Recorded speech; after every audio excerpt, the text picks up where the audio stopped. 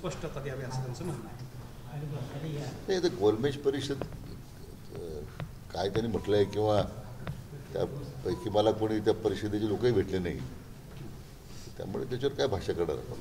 त्यांनी भेटणार हवं असं सांगितलं, पण त्यांचं म्हणणं आहे की या GR मुळे समाजाची फसवणूक झाली.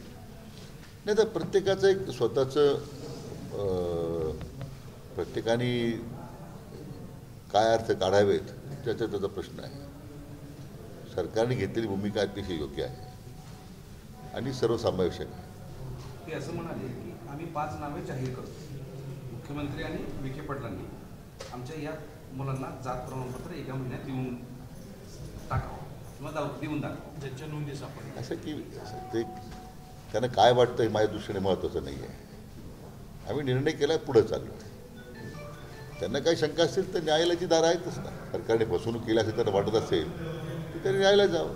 त्यांनी आणखी एक डिमांड केली आहे, मागणी केली आहे की सर्वोच्च न्यायालयामध्ये जी पिटिशन आहे पेंडिंग असते तर चांगले वकील द्यावं आणि ती सरकारने भूमिका पार पाडावी.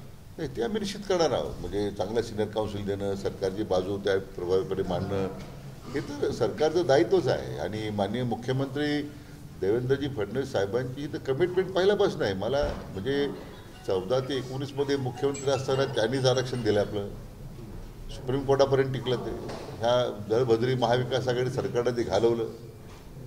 त्यांना कोणी प्रश्न विचारत नाही. अरे तुम्ही ते आरक्षणाचे मारेकरी तुम्ही आहात, हे महाविकासचे लोक.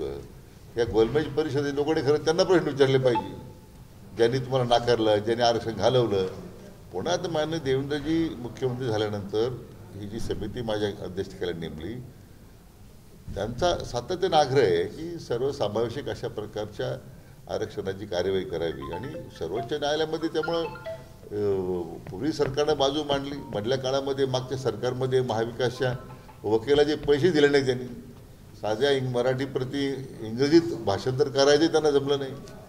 आता हे मला वाटतं हे सगळे जे काही आज विचारवंत पुढे आलेले आहेत त्यांनी मला वाटतं हे सगळं महाविकासच्या लोकांना विचारलं पाहिजे आता की याचं प्रायश्चित कोणी करायचं. गोलमेज परिषदेमध्ये असा त्यांचा प्रश्न होता की ज्यांच्या नोंदी नाही त्या मराठ्यांना या GRनुसार कुणबी प्रमाणपत्र दिले जातं का? तर दिले जात असेल तर 1 महिन्यात द्यावं, अन्यथा मी तुमच्या इथं स्मारकाजवळ येऊन आमरण उपोषण करणार. असं माझ्याकडे सगळ्यांना स्वागत आहे. मी काही कोणा नाकारलेलं नाही आहे.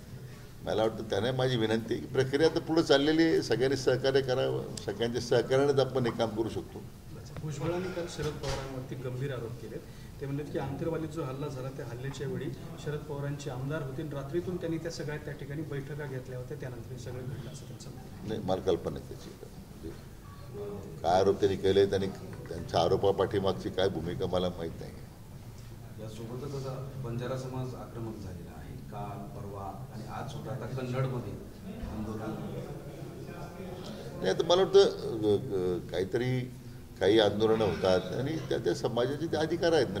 कधीच मी असं म्हटलं नाही की ते कोणी चुकीचं करतं आहे. प्रत्येकजण आपल्या आपल्या भूमिकेशी ठाम आहे आणि तो पुढे निघाला आहे. आता जसं आपण या प्रश्नामध्ये काही मार्ग निघाला, त्यांच्या प्रश्नामध्ये काही मार्ग निघेल. त्यामुळं कोणता समाज आंदोलन करतो म्हणून त्याला विनाकारण विरोध करणं म्हणजे हे काही माझं व्यक्तिगत मत आहे. मला ते अभिप्रेत नाही आहे.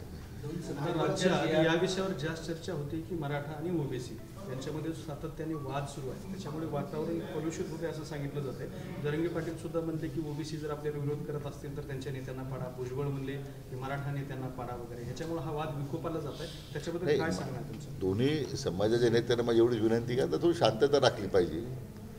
कारण काही सरकारची भूमिका जी स्पष्ट आहे पहिल्यापासून की ओबीसीमध्ये आपण ओबीसी आरक्षण आपण धक्का लावणार नाही.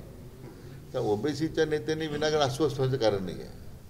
आणि आता आपण जो निर्णय माननीय जरंगे पाटलांच्या आंदोलनानंतर सरकारने एक पाऊल पुढे टाकलेला आहे, तर मला वाटतं माझी त्यांना विनंती आहे की थोडं संयमानच पुढे गेलं पाहिजे. संयमानं काही आपण त्या संदर्भात भाष्य केलं पाहिजे, ज्यामुळे कटुता टाळता येईल आपल्याला. मराठा आणि कुणबी ह्या दोन्ही जाती वेगवेगळ्या आहेत आणि कुणी जात बदलू शकत नाहीये. त्यामुळे पुढच्या काळात मराठा म्हणूनच आंदोलन करावे लागतील आणि या 2 सप्टेंबरच्या GRनुसार मराठ्यांना ज्यांची नोंद नाही त्यांना कुणबी प्रमाणपत्र मिळणार नाही असं गोलमेज परिषदेमध्ये म्हटलं गेलं. मला तेच सांगायचं आपल्याला की गोलमेज परिषद ही काय अधिकृत अशी काही संस्था नाही की त्यांनी काय फार अभ्यास केला असेल मला माहीत नाही. म्हणजे त्याचा आधार राखून सांगतो मी.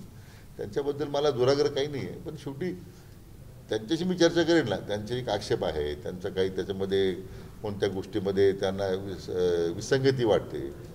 मला वाटतं हा प्रश्न शेवटी चर्चेतूनच त्यातून त्यांचा मला असेल गैरसमज दूर करता येईल किंवा त्यांच्या काही सूचना असतील चांगल्या ते मला स्वीकारता येतील. त्यांना आव्हान कराल का भेटण्यासाठी? तुम्हाला येऊन भेटण्यासाठी त्यांना आव्हान कराल का? मला म्हणजे मला तर काही कोणी निवेदन दिलेलं नाही आहे, मला कोणी भेटलेलं नाही आहे. जर मला तशी विनंती आली तर निश्चित ते चर्चा करू आपण. सर 2 सप्टेंबरच्या जी.आर. मिळणार आहे. Thank you sir. Thank you. Yes sir.